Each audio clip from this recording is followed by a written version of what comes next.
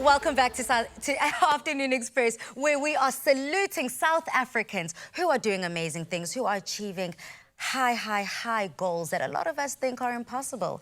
Now, Siyamtanda is a recent matriculant who made news headlines after earning 7 distinctions and a bursary to study medicine at the University of Stellenbosch. What made his story resonate with so many of us is that he achieved this against all odds, whilst he was sharing a small shack with 4 other people in Cape Town. He joins us this afternoon along with the journalist who discovered his story, Peter Luhanga. Gentlemen, welcome to Afternoon Express. Thank you for having us. Your story just gives me goosebumps because Siyamtanda, a lot of people might think, you know, I come from this, and they blame a lot of where they end up in life from their beginnings, their upbringing. But you have turned everything around and made such an incredible success of yourself. But where did it all start? Tell us about Ingane Ncane Siyamtanda all the way from Port Elizabeth, from PE. Oh, sorry. To correct that, I'm from East London, East London. So that's where I was born and raised by my 2 lovely parents, who I adore and love, Cynthia Mandombi Mlindwa and Patrick Solomzi Mkeku. So yeah, my childhood was very lively. Although we were struggling at the time then, but they made sure that I had a good foundation and good upbringing. And my mother always used to motivate me that my child education is the solution that's going to get us to this place. So yes, from a young age, I had to be matured, and with my mother's presence and my father, not forgetting my father, they actually drove me to be the person I am. And yeah, it started from a very young age in terms of being matured and understanding and living almost in an adult's mind and understanding the situation back at home, yes. When you speak to me, you speak with such confidence and with such cool humility, and I love that about you. You have just gone into this manhood, but you're still really young. And I think that a lot of South Africans might forget that when you hear the story that usayingane and now usakhula, you're growing. But you've always known that you wanted to do medicine. Yes. You've always had it in your mind, and you've been inspired by your mother, who was a nurse. Yes. How was that like for you, interacting with medicine? Oh, so firstly, as I am now a first-year medical student, I would say the workload is overwhelming, but it is my passion, it is my calling. So yeah, my mom, once again, the biggest influential factor in my life in terms of that. So she's been a nurse, and I grew up in this hospital environment, so medication lying everywhere around the house. And she used to teach me, when I get this illness, what should I take, and those type of things. And I remember back in primary when my teacher used to ask me, what do I want to become one day? I remember my friends wanted to become firemen and all those things, policemen, and I wanted to be a doctor.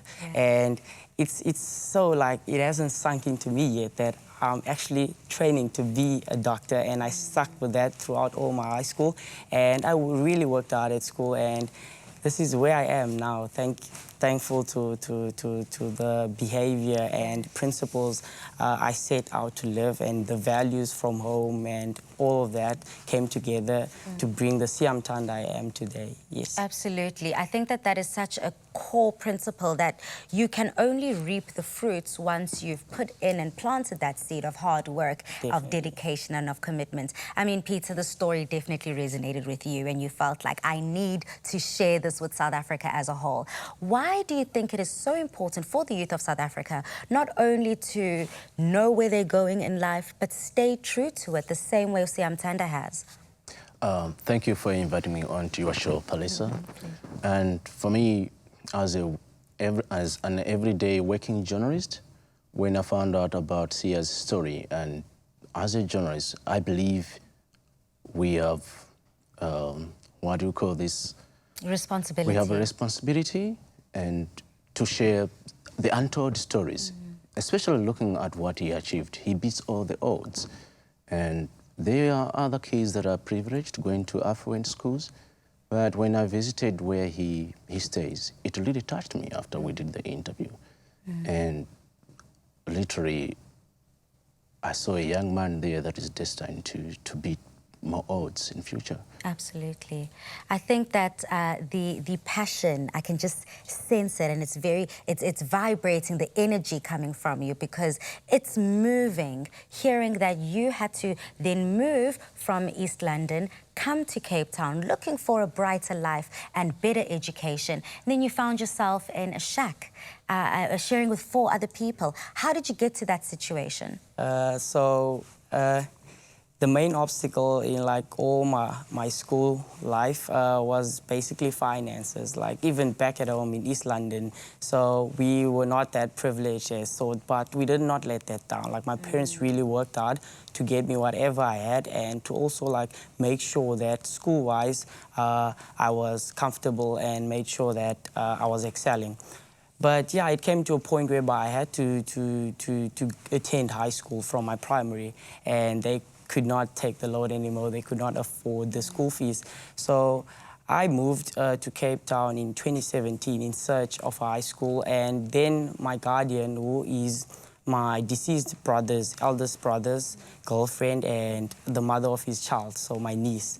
So she took me in, and I stayed with her, my niece and her little boy, baby boy. She had a boy by then.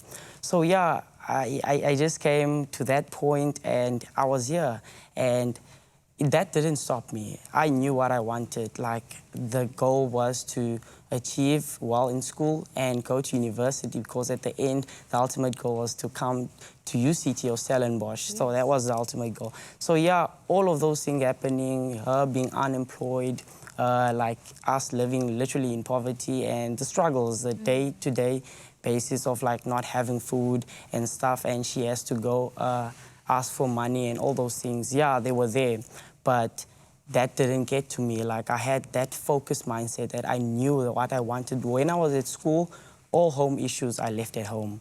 So that was like me. So I came to school, yeah, do what I do, and then go back home, face all the personal issues while I'm at home. But yeah, out of all of that, like my principal, I have to give credit to that woman. She's been there from the first get-go, like my grade 10. Wow. She saw me like this, this pattern I had. I came early at school, and I used to go late, and she wanted to investigate more, and then she came across my personal life at home, and she opted to help out. Ever since then, she's always been like that mother to me. I wouldn't lie, like, she has been doing everything.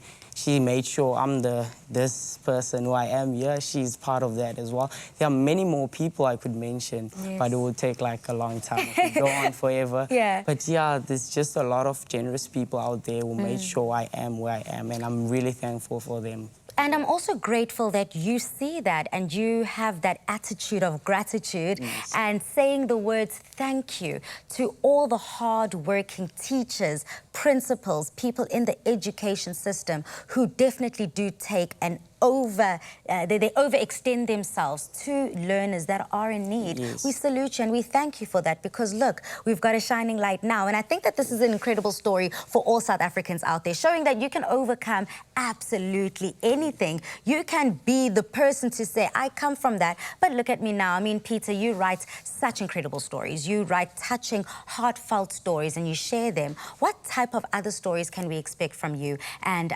when you do communicate such stories, what is the most important thing? Mostly as journalists, we really represent we really want to give voice to the voiceless in society.